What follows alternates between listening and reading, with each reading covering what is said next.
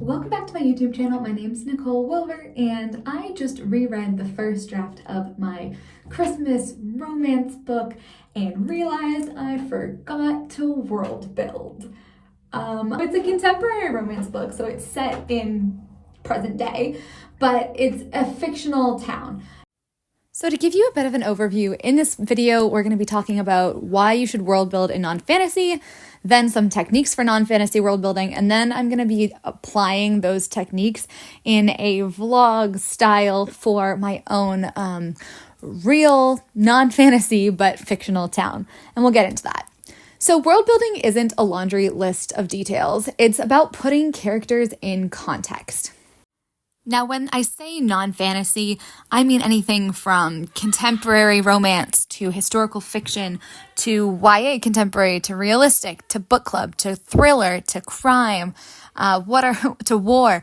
All of those different genres are relevant here, and all of them require world building, maybe different kinds of world building. World building can help us build our character's backstory. It also creates internal logic and consistency in the story. So, for example, I don't have a character taking, 30 minutes to cross town in one scene and then running across town in 5 minutes in the next. And then it's also about creating a more immersive story. One of the first decisions you have to make is if you're looking at a real place or a fictional real place. So a fictional real place is something that is in our modern world, has our, modern technology and maybe even some references to it's an existing country or something like that, but it is a fictional place. A real place is, a place that's real. So Love Actually takes place in London. The Devil Wears Prada takes place in New York and Paris. The Briar Club, the newest Kate Quinn book, takes place in Washington, D.C. Love and Gelato in Italy. When I say fictional real place, I mean like Downton Abbey. The actual Downton Abbey, the fictional Yorkshire estate, is fictional. And where the Crawdads sing, the town is in North Carolina, but the town itself is fictional. Schitt's Creek is a fictional town in Canada. Stars Hollow is a fictional town in Massachusetts. And The Princess Diaries is an interesting example because it mostly takes place in New York, but the country that Mia is from is obviously Genovia. Now, sometimes you'll do this because the content of the story might not be flattering or might not be accurate. So for The Princess Diaries, we didn't want to create and say Mia was the princess of England because that's just, we know it's not true. Or you might do it because there's a murder there and you want to be respectful to those real communities. They also require less research and they can give you some flexibility. If you're doing a real place, readers familiar with the town will be pretty critical of your details. And so you have some choices to make in here. We're going to be focusing on doing fictional real places throughout the rest of this video, but there will be techniques and things to think about that are applicable to both. Now, as we go through this, my number one tip for everything, I'm about to deluge you with like 40 questions, is to start with what you already know about your story. That's how you make things organic and not just made up. Start with what you know about your story and expand logically from there. In the vlog part that follows, I'm going to try to do this out loud for you so you can see what it looks like. So here we go. Things to think about when you're world building for a real setting. Now, don't feel overwhelmed. We're going to go through all of these again in the vlog portion. So, first question, where is the town, city, country? If you're creating a real fictional place, where is that located? Think about, is it on a lake, a river, an ocean? Are there mountains? Are there hills? Are there fields? What's the proximity to the nearest big city? What kind of industries are there? If there's fields, it's farming. Maybe there's a mall. Maybe there's an airport. All of these will affect what kind of town it is, what the feels like, what people do there. Think about the weather and think about how it's laid out, central features. We're going to be drawing a map in the next portion. The next bit is your macro human. So things like, how old is the location? When did people start living there? Are there events in the history people still talk about? The next question kind of related to that is what income brackets are represented. Is it mostly a pretty, lower income area, or is it, very aspirational? Or maybe it's a town where there is a bad area and an aspirational area and a lot of middle class. Maybe there's a big range, but, it can really vary by location. Next one is what kind of values are widely held. Now, this could be political. It could also be, it's a very isolated community, or it's a very community-oriented community. Maybe people know each other on the streets. Do they smile at each other? Maybe they don't. Maybe there's not even a main street, right? Maybe it's just a blank highway. I don't know. But think about, are there events and rituals there? If there aren't, that says something about the town as well. Are there secrets? Are there recent events that everybody would know about? Legends, that kind of thing. Then we get into the microphysical. So think about what it's like to walk around this location, the colors, the aesthetic. I'm going to link an article below that talks about the color theory in terms of towns. You can think about monuments. What are the places that people would know about? What kind of stores populate the town? What kind of transportation is there? Cars, buses, etc. All of this tells you something about, what your reader is going to see and what your character is going to do, but also, a town where everybody walks or takes the subway is very different from one where you can literally only drive and there's no public transportation. Now we have microhuman. So we're thinking through the history of any major locations or events in the town. So when was the school founded? Maybe there's a private school. Maybe there's a new retirement building, or when did the mall get built? Maybe there's a festival or certain rituals or festivals or events that people look forward to. And how did those start? And how have those grown?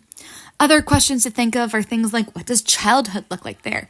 Is it the kind of town where kids were riding their bikes through the summer, or were they all kind of sent to camps, or not, summer camp and inside? And what kind of changes might the adults reminisce about? Like, the general store used to be here and it's been overtaken by this corporate or stuff like that, And then finally, and this is most important and what we're going to be focusing on in the vlog, the story connection.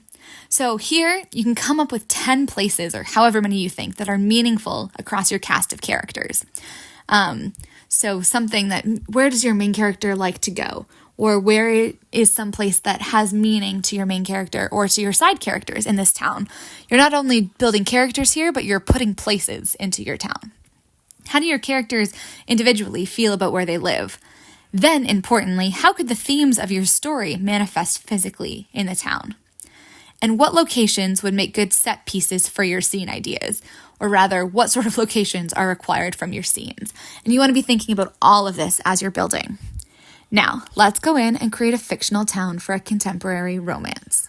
So, the name of the school was Frostwood Academy for the Performing Arts. And so I decided to name the town Frostwood. Now, we're looking at the town here, not the school. So I have to think of the town, I have to think of who's in the town, and I have a whole bunch of things to consider based on, I just Googled a whole bunch of articles for tips on how to create a fictional town. And they consider things like defining features, atmosphere, who lives here, landmarks, traditions, housing, centralized location, topography, color palette, aesthetic, nature, and the layout and such, of course.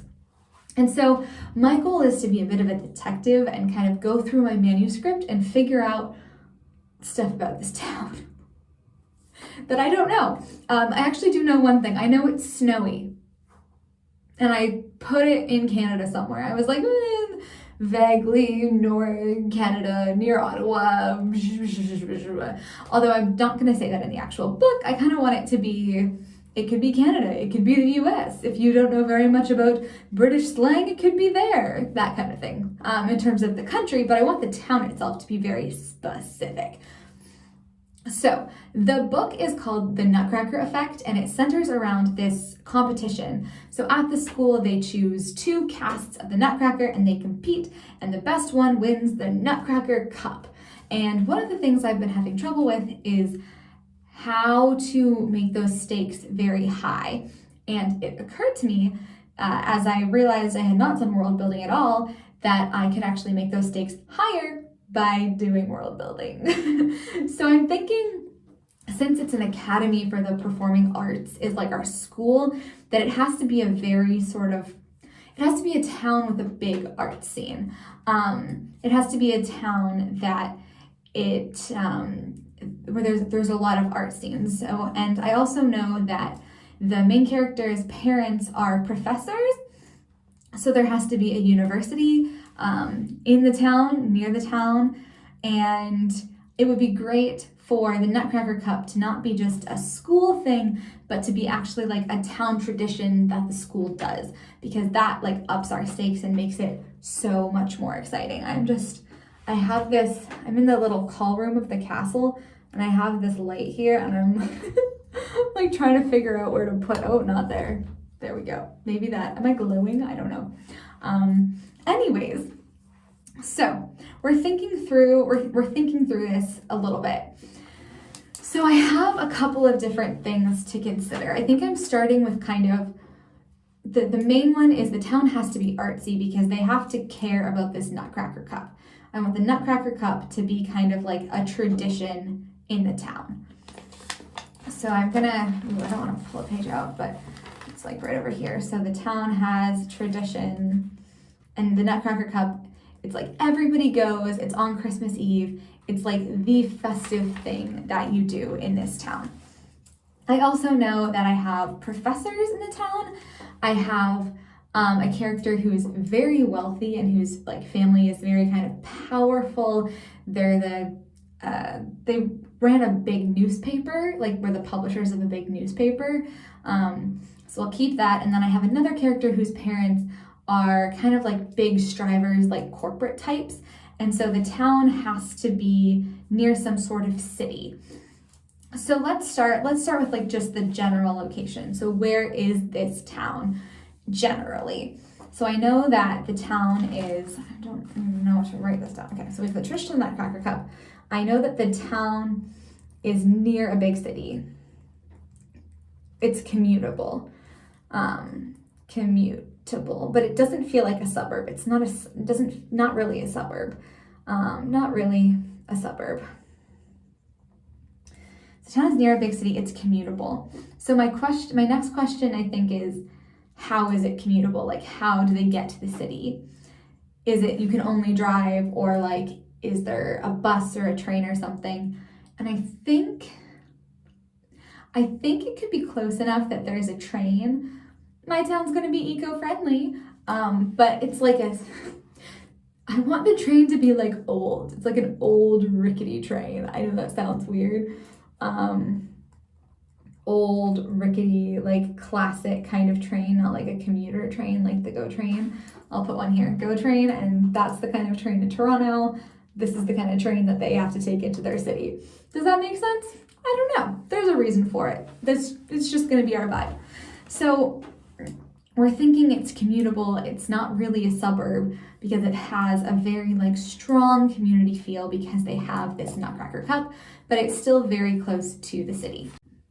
I think one of the next things I need to think about, or I want to think about, is kind of the landmarks. So I don't know if this is going to have, not even the landmarks, the topography. So the town is called Frostwood. I love that name. But like, is it by the ocean? Is it in a forest? Is there a river? Is there a lake? I don't know. And so I'm trying to think like what I just Googled before I got on this video, what like frostwood looks like. So like frosted trees. I will put a better image in there. I keep forgetting that I can just like edit it and put the pictures that I'm looking in rather than holding up my laptop to the camera. But I like kind of frosted trees, that sort of look. So I think it's a very sort of leafy, tree-like, northern kind of feel. Yeah, so it's leafy, tree-like, northern kind of feel. It gets a lot of snow. I told you it was snowy. Now what, the question is what else? What next? I was trying to think, is there a pond? Is there like a central area to the town? Or is there like a lake or a river running through it? I stayed in Bansko, Bulgaria for 6 weeks over the summer, and it like has this long river that kind of runs all the way down, and the town kind of goes out like beside the river like this, and so you can follow the river all the way down. I don't think this is a river town though. I'm trying to think like, is it a lake town too? So I have to have different kind of housing areas, I guess. I have to have the area where kind of lower income, middle income housing. And then I have to have your like big mansion-y type because I have one character who comes from those. So usually I feel like the big mansion-y type houses are around one of those like centralized locations. So if there's a lake, like the big mansion-y house is on the lake. If there's a forest, the big mansion-y house is in the forest. Oh, one other thing I know about the town is I wrote Christmas street downtown with market, tree. That's the other thing I know about it beforehand. So I'm thinking I want there to be a Christmas market that's like seasonal and there, but a lot of the time. And I want there to be like a town Christmas tree. I don't know if there's like one town Christmas tree actually. I think I like the idea of the market. I have a couple scenes where my characters are like meeting in the park or the main street or the market and kind of like walking around, sitting on red benches. They're red in my head. So I think what I've worked out is to have the main thing, like the centerpiece of the town, be a big park. A big park that's full of trees and benches and has like winding paths. So sometimes parks can be like very open and fieldy. This one is very forested. And then the market can be modeled off this like Christmas market that I went to in Munich. There's a Christmas market in Munich that's very much like in the trees and a very kind of like villagey sort of vibe. So we have that. That makes it feel, I don't know, what does that give? So it's sparkly, it's white frosted trees all around this park with these red benches. And I'll put a whole bunch of images up on the screen to kind of illustrate what I'm thinking. So we have that. That's our park. And I think that works because we're talking about the Nutcracker, right? So we have the land of snow that they go to. And so I feel like it sounds good if there's a centerpiece, forest, lots of snow in the actual town. And then also I'm thinking of a lot of this story. I mean, it's a romance, so it's a romantic setting. You have those red benches. I'm trying to think aesthetic a little bit here too. I think like, would you have normal street lights? Would you have lampposts? Do the lampposts get decorated? And I think the answer is they would have old-fashioned lampposts that are kind of always in the trees, and so it's like kind of gold lights, and maybe the lampposts have those bows on them, like red bows, Christmassy bows. I think that's the vibe I want to go. It's not full like colonial Christmas because I think the people living in the town, there's like a modern spin on it. But they do love their Christmassy, their holiday stuff. Obviously, it can't all be Christmassy because the town also has a thriving Jewish community. So that's good to know. There should be, I guess, the main street. Nobody really goes to places of worship in the story, but I suppose I could have a park. So I have a park that's center, and then I have a main street that goes out. And then on the main street, we would have like our various places of worship. Only a couple. I think this is something of a newer town. It's like the people who were working in the city and wanted to leave, but like they didn't love the suburb kind of vibe and they want more of a close-knit community. Like it's somewhat of an intentional community in a nice way. I just keep thinking of little fires everywhere and I'm being like, not intentional like that community, not intentional like that community. But what's it called? Baker Heights or something? Not that. We're Frostwood. We're cute. That does make us think that the lampposts that are old-fashioned are a little bit just for show if this is a newer town. But I think I'm okay with that. I think I'm okay with that. It's not, the lampposts aren't important, but they are important. You know what I mean? And now I'm second guessing my lamppost decision. What different kind of lampposts can you have? Because I was thinking, ooh, okay, like a double barrel lamppost. That's nice. Let me Google different kinds of lampposts, because if I figure out the lampposts, I'm going to completely figure out the aesthetic of this town. I already know it's red benches, but okay. Oh, there's so many different kinds of lampposts. We have really boring ones where I grew up. Okay, so they don't have to look like 18th century lampposts. They can still be cute, but not be like we're trying to be olden days even though we're not, you know? What would look something like this? I'll put a picture up there. This is not a very aesthetic picture of it. Here's a better aesthetic kind of picture of it. I think this is great, actually. Yeah, I like that. Okay, so it's not a super old-fashioned lamppost, and maybe they don't add holly and like green boughs and stuff to it. Maybe it's such a pretty place because of the snow in the winter, and it always gets snow at Christmas. It's going to be far enough north that happens. Climate change to be damned. This town is getting snow. So like that adds the decoration and like the feel to it. I like that. So is it the kind of town where they have a decorating committee that goes around? I think that would happen in the main street a little bit. Maybe not the lampposts, but like all of the stores will do their displays, and maybe they decorate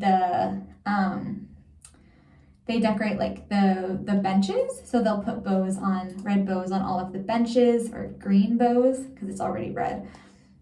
And maybe they have, where I grew up, yeah, we would have, so let me jot some these things down.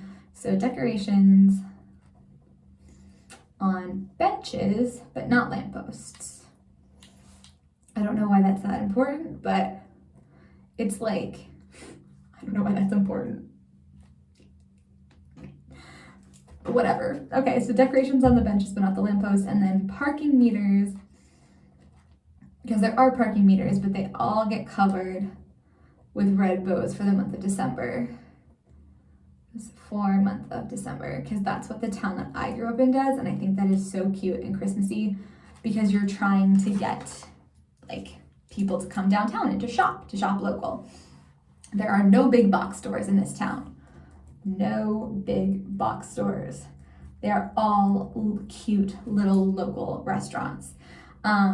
Maybe I'll pay homage to the little restaurant that we used to go to all the time in my town. So we're gonna have a little Greek restaurant.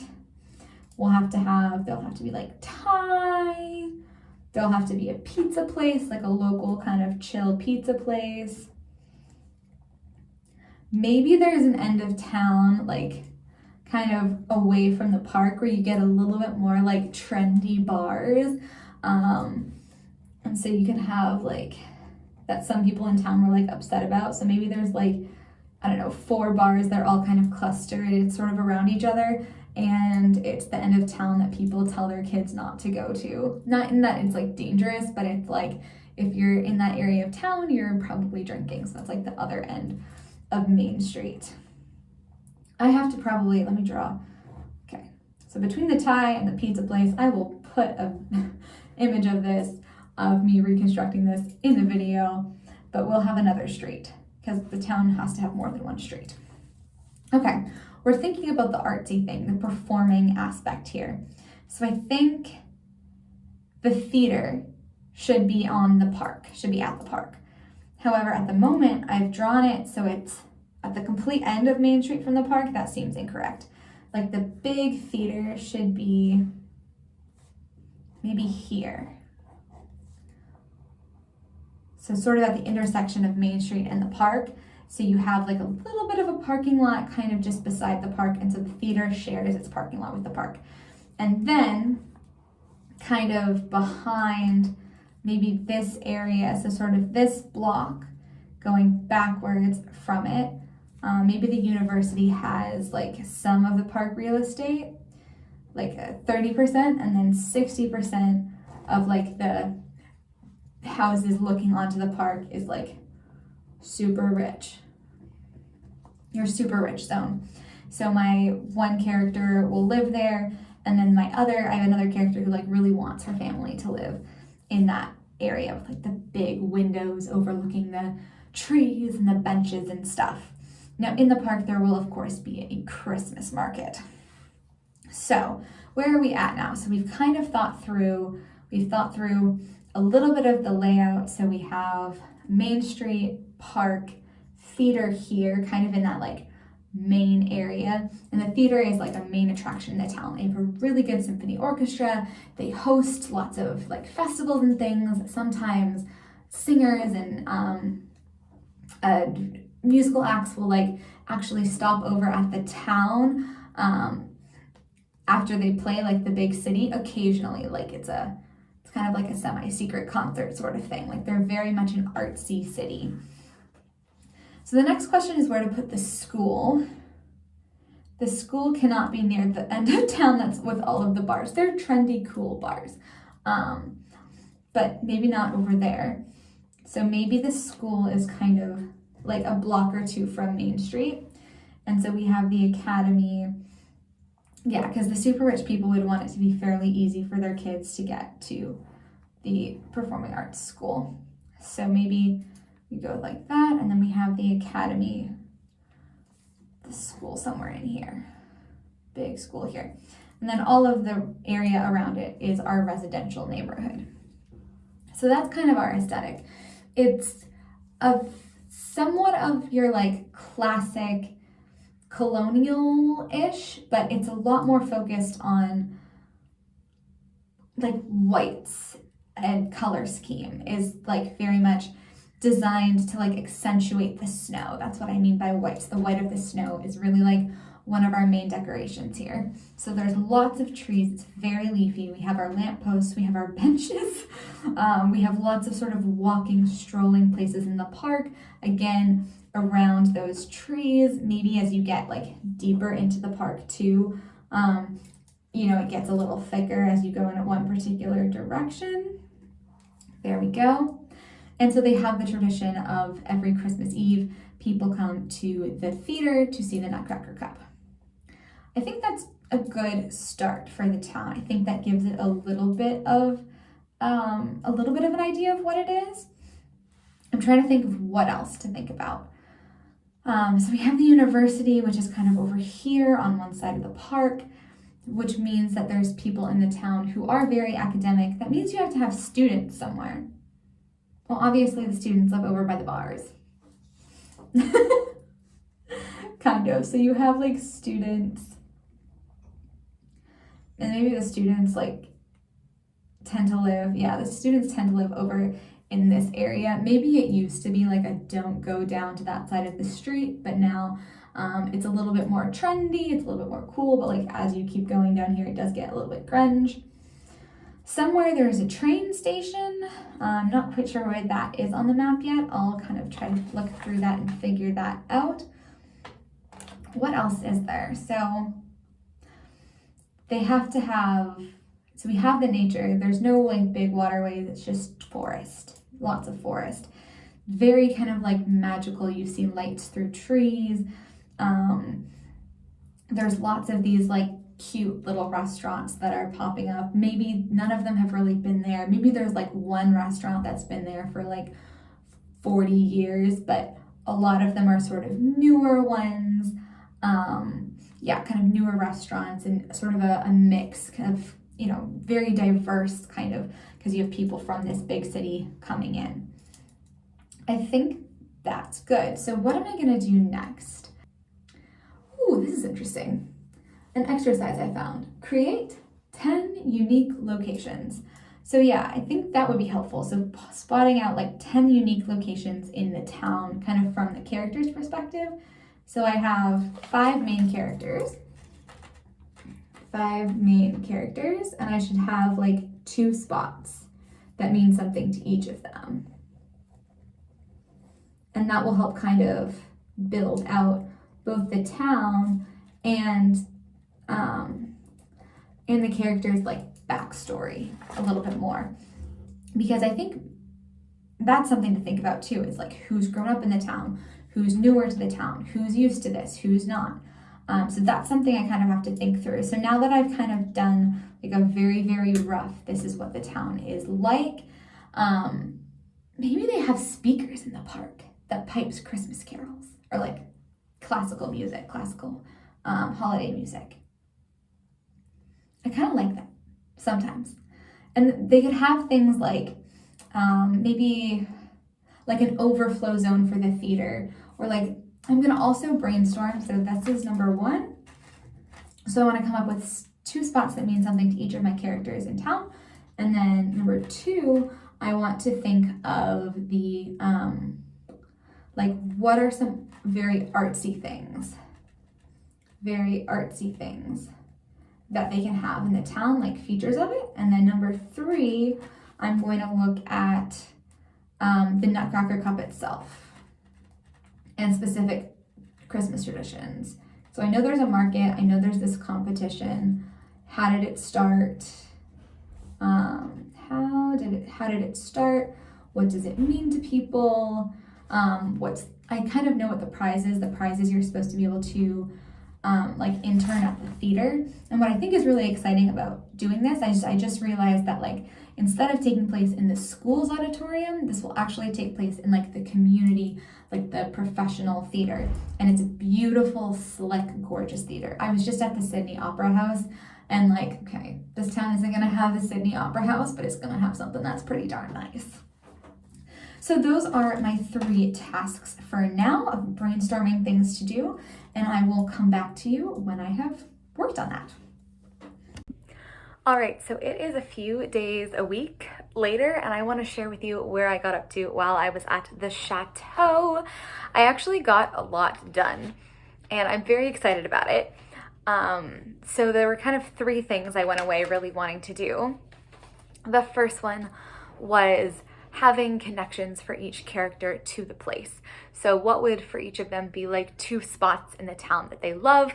And that's really about like populating the town, but also getting very specific, character work. So we're gonna do that one first. What I found interesting in doing these questions and stuff, it's so funny because I always used to say, I hate character profiles, it's no good, blah, blah, blah, blah, blah. Weirdly, I've been finding these kinds of exercises or things like a profile, a tweaked one, I'll share about that, like very helpful for writing my story. And so it's funny how different pieces of writing advice, like you hear them and you're like, pah, and then a few years later, you're like, oh, like writing is rewriting is one. And I thought I understood it, but then I'm like, oh, now I really get it. You know what I mean? So in terms of looking at the places, I really tried to start with like, what do I already know about the characters? What do I already know about the place? What do I already know about the story? So for a lot of them, for example, from Shar, who's like one of my main characters, I have the theater. So she had a big mess up at a big theater, is one of her like ghost things. And so Frostwood Theater is where it happened. So it used to fill her with breathless anticipation, and now it makes her sick to her stomach because that is where everything went wrong. Another one, Mia, who is our stage manager, she also has the theater being her spot. But for her, she loves the square outside the theater, which has quotes from plays on all of the stones, and the hallway at the bottom where there's pictures of the companies and productions past and stuff, like the long hallways in the basement of the theater. That's just like the walls are peppered with all of these past productions and past like actors and stage managers, and she finds that very inspiring. I have another one, sort of leaving that, I was trying to think of, okay, like I know Sophie, for example, she has something of a inferiority complex she's trying to always fix. So for her, she's dating this guy who's like pretty rich and stuff, and she's very, she really cares about her image and her status and that kind of thing. And so I decided that she used to live in like the nice, rich neighborhood. They had a small house, but it was very nice. And then her mom lost a lot of money on a startup and they had to move. It's like 2 streets over to a smaller house, but it feels a world away. And Sophie likes to visit one tree she used to see through her bedroom window in the park, because they used to have a view of the park.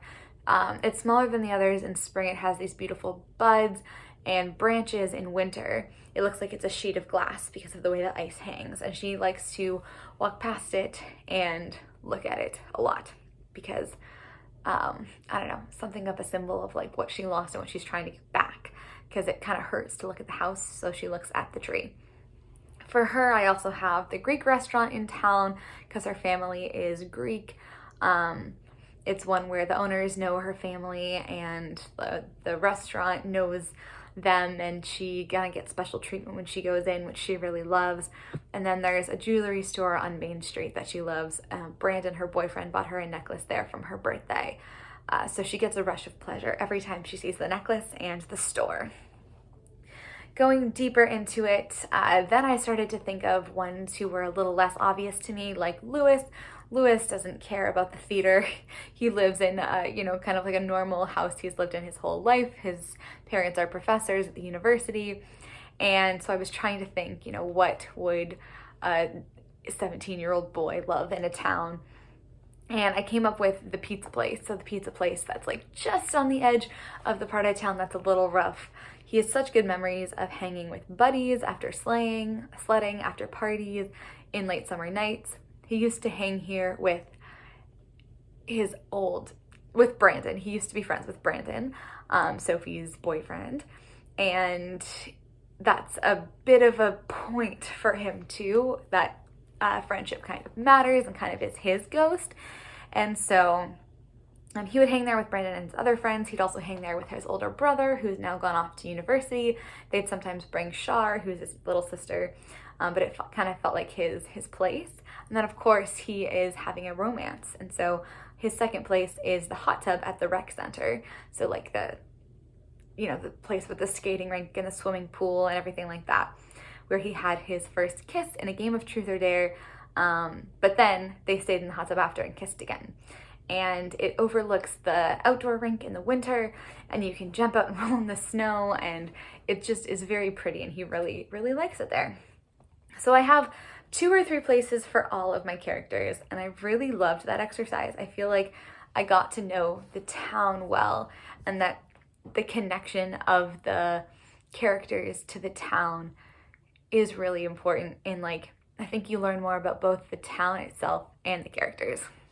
So my next thing was, what are some artsy things that would play out in this town? So the town has a very strong art scene. What would you see? And I started trying to brainstorm this, and I got a couple of ideas. So lampposts have little speakers that sometimes play classical music from the orchestra's recordings. You would have posters, ads, and playbills on all the store windows advertising what's coming up. Some shops would maybe have framed the photos of theater legends who ate there. You'd have lots of bookshops that sell plays and sell sheet music and that kind of thing. Small pop-up venues for performances. So a lot of little places, there was a performance in the coffee shop once, a little pop-up performance that people still talk about because it was very exciting. The one about a writer's walk with quotes on the stone on the ground, I stole that from Edinburgh outside the Writers' Museum, but I really like that idea. So that is in the square outside the theater. I have bench engravings of important people, and you would see actors, actresses around town and stuff. So this, again, is not me making it up. I mean, I'm making it up, but I'm just trying to pull from the idea of what would naturally, organically be there. And it's been a very helpful exercise. And finally, my last thing was Nutcracker Cup as a Christmas tradition. How did it start? And so I think, again, starting from what I know, it's a very artsy town. So people who love the arts, they were flocking to the town, which makes sense why they started the art school, that the Nutcracker Cup, it's the school that puts on the Nutcracker Cup. And it was probably funded as kind of a public project. You have lots of retired performers who teach the art classes there. Do they have teaching degrees? I don't know. I don't think it matters. I don't care. But yeah, it's I'm thinking Christmas Eve is a very artsy town. People, maybe this town isn't big on going to church. Maybe some of them do, but maybe a lot of them are looking for something to do on Christmas Eve. But the city's far away. The theater would always be closed because of union, and so there was kind of a hole And so one year, you know, they decided to put on the Nutcracker to entertain the parents and stuff, and it was a huge hit. And then, you know, it was originally meant to be one production, but over time, more kids wanted to be involved, so they did 2 productions, and then it sort of evolved into a competition, and now it's a source of revenue for the school. It's like a big fundraising event for the school when everybody comes. It helps keep talent in the town. And I'll explain that one in a minute. So kids who grew up there who are very talented, they stay. And the whole town sees the cup awarded. So your cast photo is hung in the theater lobby for the whole rest of the year. And it's like a big prestigious thing to win it. And all of the cast and crew, this is the thing. So it's a theater town. It's this festival theater.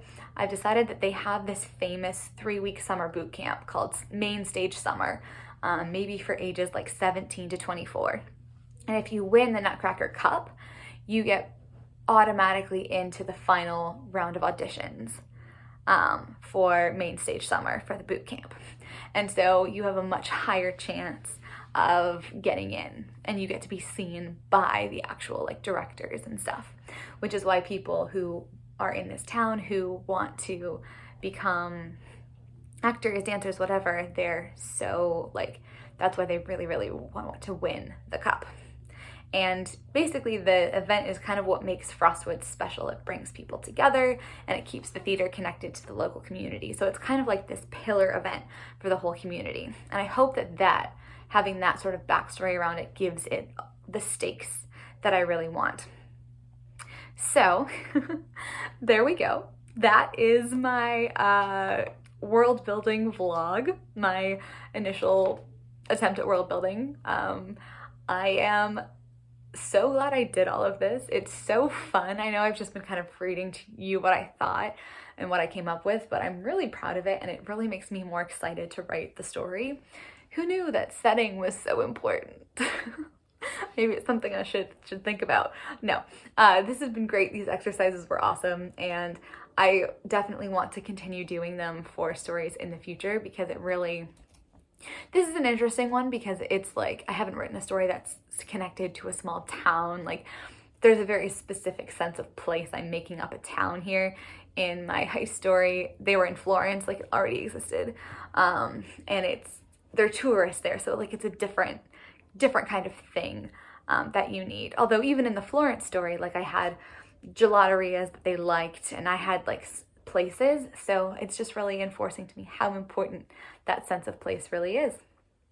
So thank you so much for watching. I would love to hear what kind of world building you do, if you use any certain software for maps, what kind of exercises, or I don't even know, techniques, strategies do you use to come up with your connections between the characters and the world and the setting. And I will see you next time. Bye-bye.